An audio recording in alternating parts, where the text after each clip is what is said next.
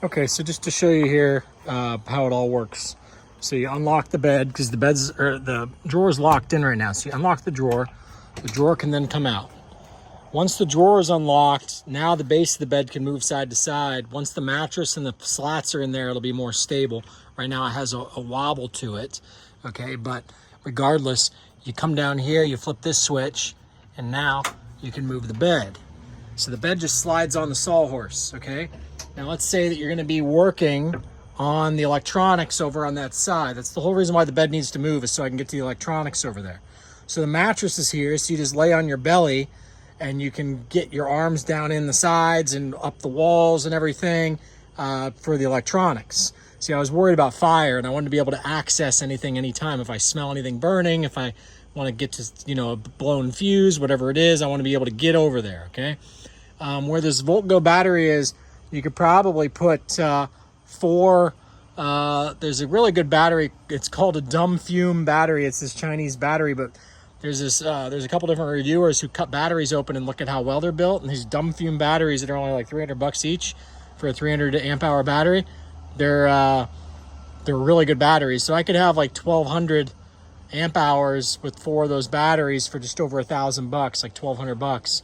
But regardless, so I might end up taking the VoltGo and having that as just like a backup for the and have that run something else. It's a long story, but I want to make sure that I can just, people don't understand. Anyway, let me finish this, what I'm talking about. So let's say, like, this is very stable because I'm going to have a baseboard that's on the bottom of the bed frame for the slats. You'll see in a minute what I'm talking about. And so this is going to be stable, but let's say you're really paranoid about it being stable and you really wanted there to be something over here. Okay, well, that's when these boards here can flip. And when they flip, they're longer this way. Okay, I'm not going to show you that right now. Instead, I'm just going to go ahead and slide this back. Locks into place. I went ahead and sanded this right here. See how that has less of a lip than up there? So I went ahead and hit that with the sander just now. I pulled it out, sanded it real quick. Didn't get too much sand in here. Sawdust. Okay, so then,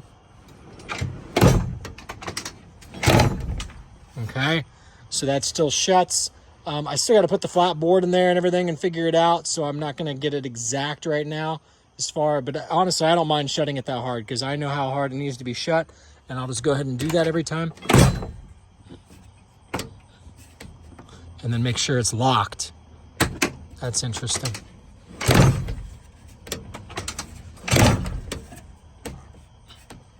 I just need to make sure it's locked each time.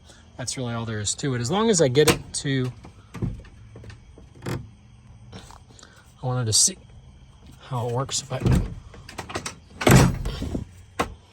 okay, anyway.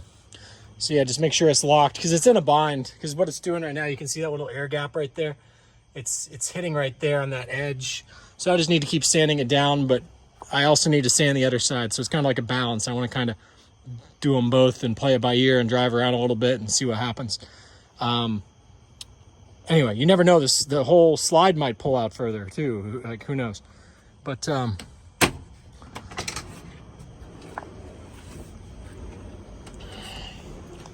want to get to the point where I can work on my patents uninterrupted, and I'm going to have a bunch of computer monitors in here, and therefore I need the electronic juice to run all the computer monitors and the computers and hard drives. I got these RAID hard drives and stuff. I got a whole bunch of stuff. Everybody's keeps saying, why don't you just release your stuff? It's like saying to Beethoven to release a symphony before it's done. Like, I've got the meat and potatoes of the idea figured out, but I got to get it organized for the patent office, because if it's not organized properly, the patent office kicks it back. Why don't you just give it to us for free and not patent it, and then we're going to steal your idea and say that Elon Musk invented it instead of you, Brandon, and then we're all going to make fun of you and say you didn't do it and Elon Musk stole your idea. How about that, Brandon? How about that? You fucking scumbag pieces of shit. How about that? If I hear one more fucking person, why aren't you done yet? Why aren't you done with Beethoven's symphony? Wait till you mindless fucks see what I have. I have years into what these flowcharts, thousands of pages, hundreds if not thousands of pages of flowchart, and it all functions. It's like one invention after another, they all stack. We want it now. We're the girls at Charlie and Chocolate Factory. We want the idea now, Brandon. Give it to us now. Or else we're going to say you don't have it. We're going to make fun of you that you don't actually have it all. Go fuck yourselves, you fucking pieces of shit. And as I warned one of the guys in the last video, these websites are going to give artificial intelligence a better way to grade you all. And I honestly think it's going to lead to like Judgment Day. It's like all coming together in my mind about how this is all going to play out, why this is all the Antichrist prophecy and everything that I figured out. You guys have no concept. But if I don't release it, somebody else is going to release it. Somebody else is going to release the better invention if I don't. So it's one of those things where it's like, what do you do? You know? So anyway, let me go get the kite surfboard. Let's test that real quick and show you how that works.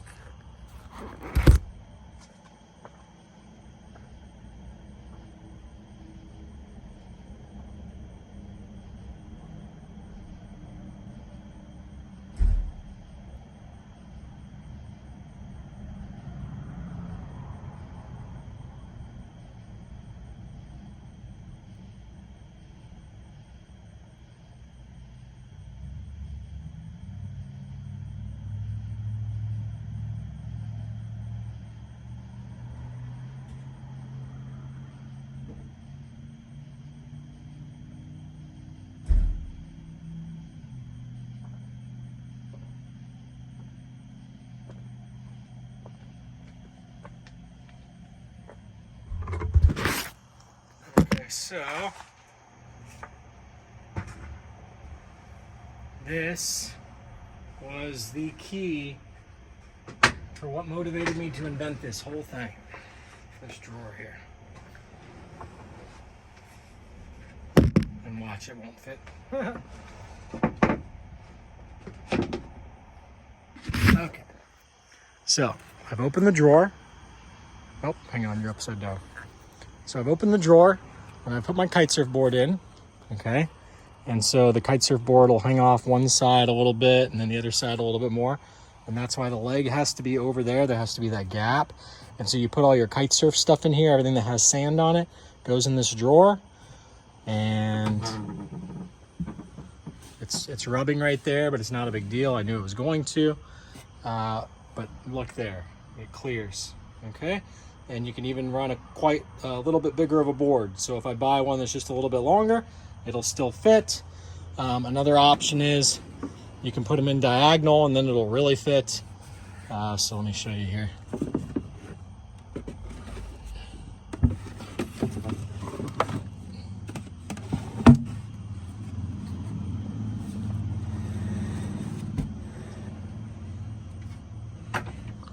So see, we got tons of room over here now. So I can still buy a bigger kite surf board and it'll all work fine. But realistically, I'm just gonna bring it in, open this up. I come in from the beach. I put all my sandy shit in this drawer. I'm not gonna have all these tools and everything in here. Tools will be back in the toolbox. You put all your sandy stuff in this drawer. You put your kite surf board on top. There's only gonna be sand in the bindings, which are ups. There's your bindings. That's where the sand is. But the board, it rinses off at the shower at the beach, okay? So you rinse the board off. It's clean. You come in. It's going to hit that 2x4 right there each time. No big deal.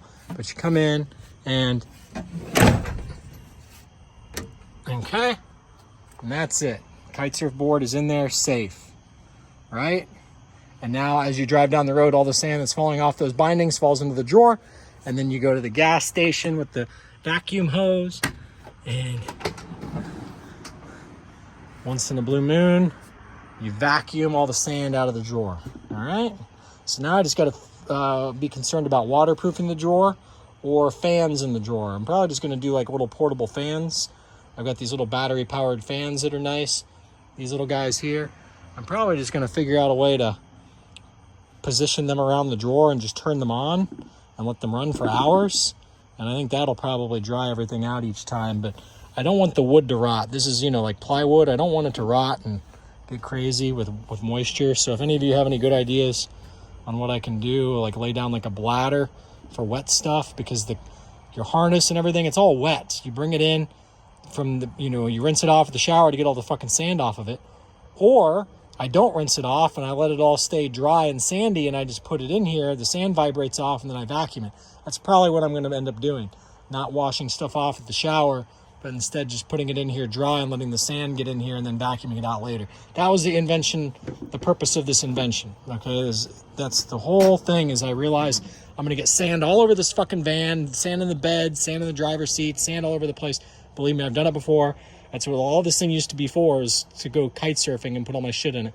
I just bought it as like an investment, you know, like as a tool. I was like, I got Corvettes, I want to have a van, so I can just throw whatever the fuck I want, paddle boards, people, you know, whatever you have a party, everybody needs to get from point A to point B. We do these things called downwinders when you're kite surfing, where like one person parks the car one spot, another person parks the car another spot, and you kite surf from point A to point B. You load the van up with kite surf people and all their junk, and then you take them from point A to point B. It's been the kite surf van forever. That's what it is.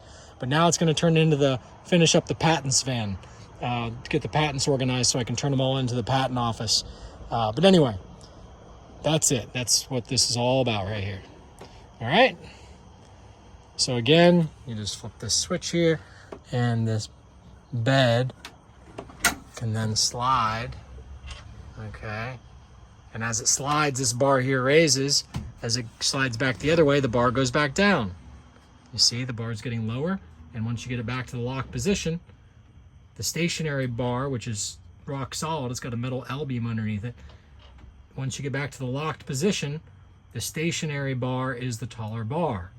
Okay, so at that point, the weight of the slats is on the stationary bar. The weight of the slats is no longer on the moving bar. Only when you go to move it, does this one take over and lift up the slats, and the slats will be screwed into that one. Okay, the fabric will between the slats. So the slats will be forced to move with that one, but then when they come back down, they rub for a second, and they're level with that. And then I'm gonna have another heavy duty beam right here, and then this was just back up, and also to make sure that if you have anything in here, these are smooth, things slide across these real easy. So who knows, maybe it's not gonna work out, this idea with these things, I don't know. If I could find something else that doesn't hang down at all, like right now, you see that little metal piece there that hangs down? If I can get rid of that metal piece and instead have some like sort of like heavy duty sleeve that also mounts the wall, I'll replace these. I'll leave those over there. Those are no problem because they don't need to slide past anything, because anytime you pull the bed out, the drawer has to come. But and then again, just to show you, this raises up, and when I raise it up, I can flip flop. Give me a second.